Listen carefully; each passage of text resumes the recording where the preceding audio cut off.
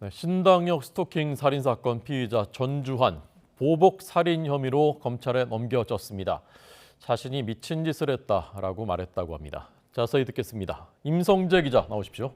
네, 사회일보입니다. 네, 검찰에 송치되면서 언론에 공개됐을 때 이런 말을 했다면서요? 네, 경찰은 오늘 아침 7시 반쯤 신당역 스토킹 살인 사건 피의자 31살 전주환을 검찰에 넘겼습니다. 이 마스크를 쓰지 않고 고개를 숙인 채 경찰서 유치장에서 나온 전 씨는 혐의를 인정하느냐는 질문에 정말 죄송하다는 말만 반복했습니다. 하지만 범행 동기나 계획 여부에 대해선 아무런 답변도 하지 않았습니다. 범행 뒤 선고를 앞둔 불법 촬영 혐의 재판에 출석하려고 했느냐는 물음에는 맞다고 답하면서 도주하려 한 건 아니라고 주장했습니다. 직접 들어보겠습니다. 피해자 스토킹하고 불법 촬영한 혐의 인정하십니까? 정말 죄송합니다. 죄송하다는 말씀 말고 하실 말씀 없으십니까? 제가 진짜 미친 짓을 했습니다. 전 씨는 또 범행 전 자신의 예금 1,700만 원을 뽑으려고 한 건 부모님에게 드리려고 한 거라고 말했습니다. 앞서 지난 14일 밤 9시쯤 전 씨는 서울 지하철 신당역 여자 화장실에서 과거 직장 동료이자 스토킹 대상이었던 20대 여성 피해자를 뒤따라가 흉기로 살해했습니다. 또 스토킹 행위로 직위해제된 상황에서 이 서울교통공사 직원인 척 피해자의 근무 정보를 알아낸 정황도 드러났습니다.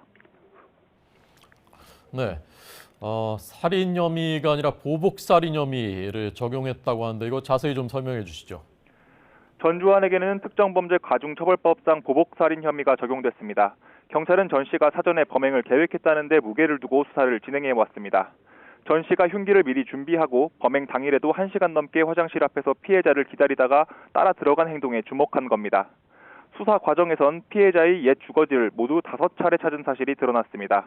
지난 5일과 9일, 범행 전날인 13일과 당일인 14일엔 2번 등 4일에 걸쳐 5차례 방문한 겁니다. 범행 시에도 일회용 위생모와 스포츠 장갑을 착용하는 등 흔적을 남기지 않으려고 한 정황도 포착됐습니다. 겉은 노란색, 안감은 진회색으로 된 양면 점퍼를 입은 거를 두고는 이 수사교란을 위한 의도가 아니냐는 분석도 제기됐습니다. 특히 경찰은 지난달 18일 열린 재판 이후 전 씨가 범행을 계획했다고 보고 있습니다. 당시 전 씨는 피해자를 협박하고 스토킹한 혐의로 기소된 재판에서 이 검찰로부터 징역 9년을 구형받았습니다. 전 씨는 범행 다음 날인 선고 공판 때까지 합의가 안 되면 자신의 인생도 끝나니 이 원망에 사무쳐서 범행을 저질렀다고 진술한 거로 파악됐습니다. 지금까지 사회일보에서 전해드렸습니다.